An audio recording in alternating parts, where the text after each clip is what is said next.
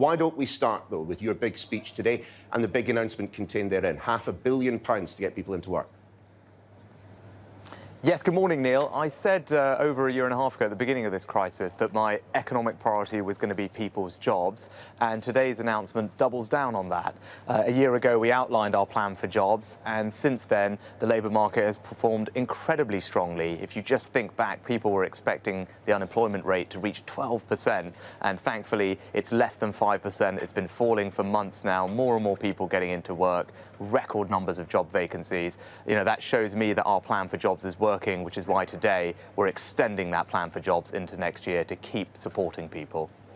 All of which does suggest, though, Chancellor, and people will be very pleased that there is more money to assist people getting back into work, particularly those who are perhaps slightly older and looking for work.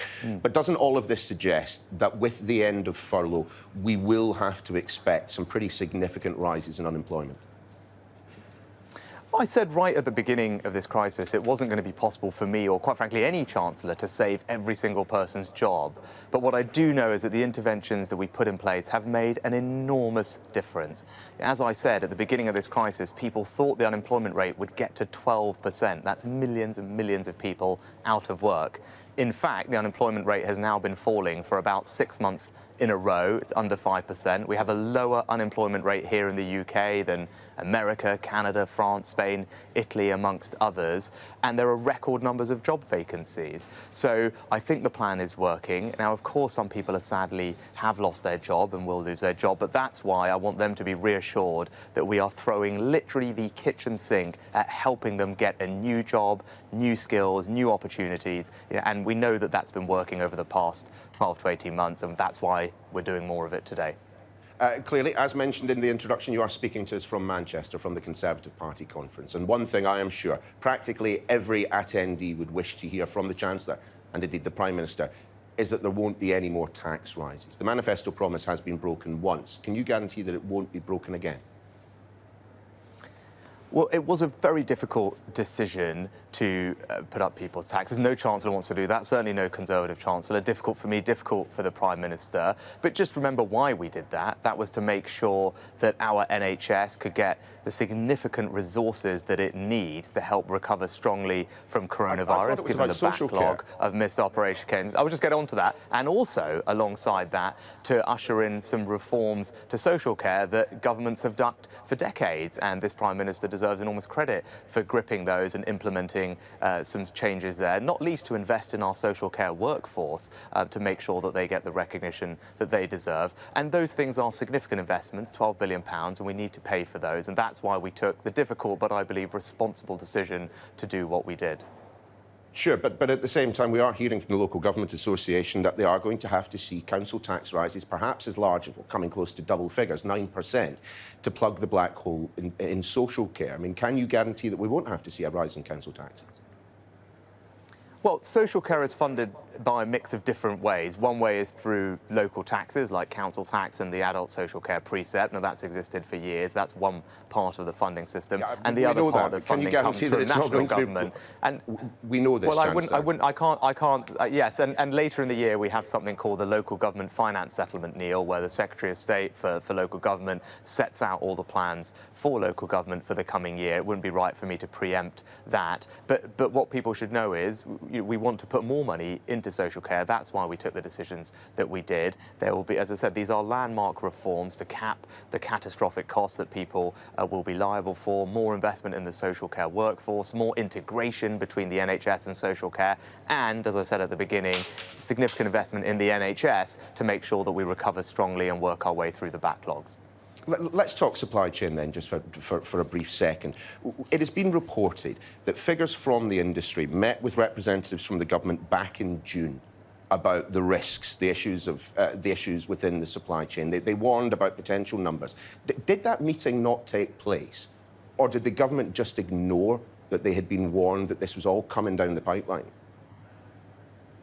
So I'm not obviously aware of the particular circumstances of the meeting that you're describing, but what I would say, just to put this in context, now, of course, we're grappling with some challenges in supply chains that you highlighted, as did your report. I think the first thing to say is it's not just here. These things are happening all around the world because of the way that economies everywhere are recovering reasonably rapidly from coronavirus after a period of having been closed down. That's causing some adjustment issues, which all of us around the world are working through. And look, with regard to HGV drivers, you'll know, and your report covered some of the steps that we're taking to alleviate some of those issues, not least increasing the testing capacity of HGV drivers, temporary visas, 5,000 of which hundreds are starting imminently. You know, those are the types of things that the government can do to make a difference.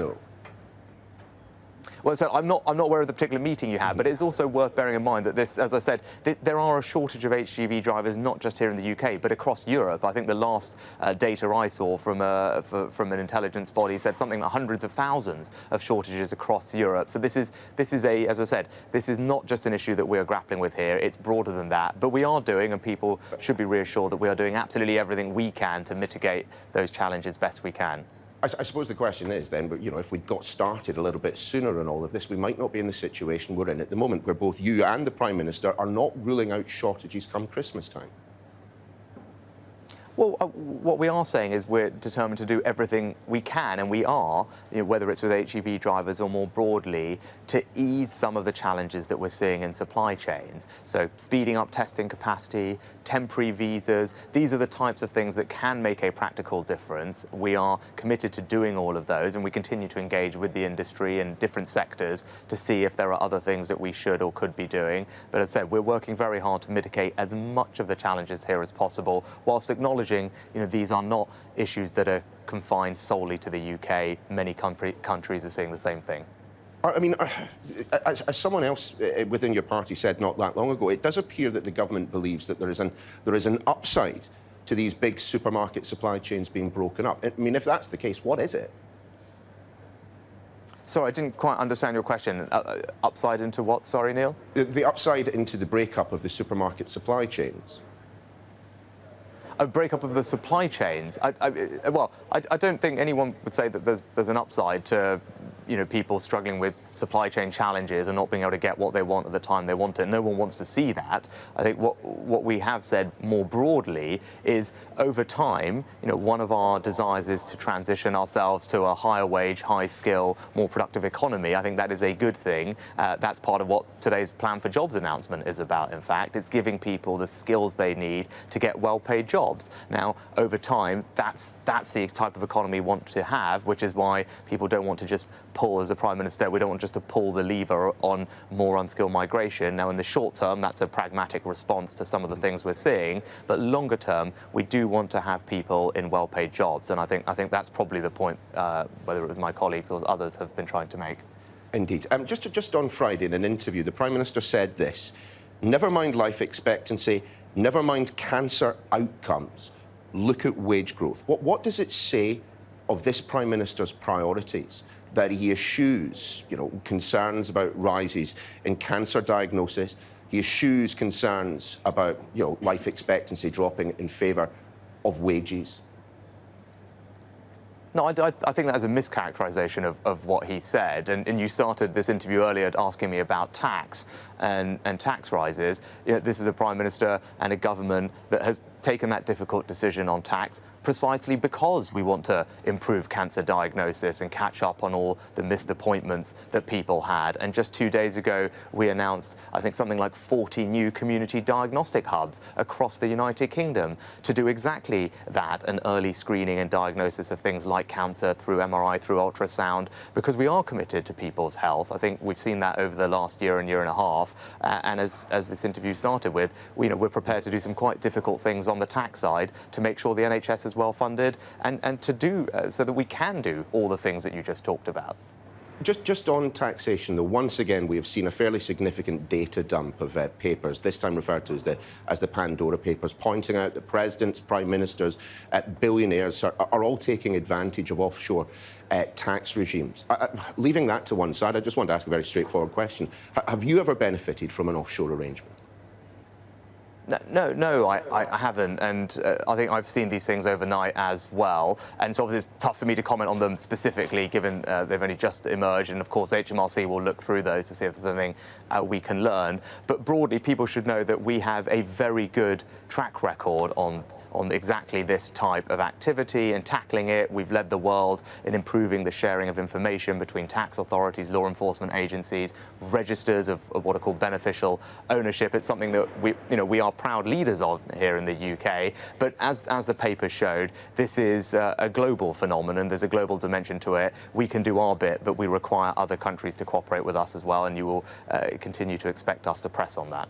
Indeed. And I wonder if I can just again end on a slightly personal note. You'll have noticed the advice coming from the police in London about how women should behave, telling them that they should flag down a bus if stopped by a suspicious police officer. I mean, you've got daughters yourself. They're quite young, but in a few years' time, they will be out of the family home. I just wonder what you make of that advice being given to your daughters.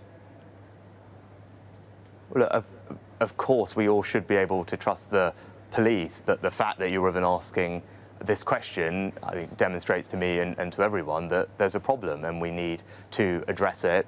And you've heard lots of people talk about some of the specific things we're doing, but it probably starts with everyone, and especially men, acknowledging what a problem this is and making sure that we recognise that anxiety. As you said, I have two young daughters. Wayne Couzens was roaming around an area where my home in London outside of Downing Street is, brought this home.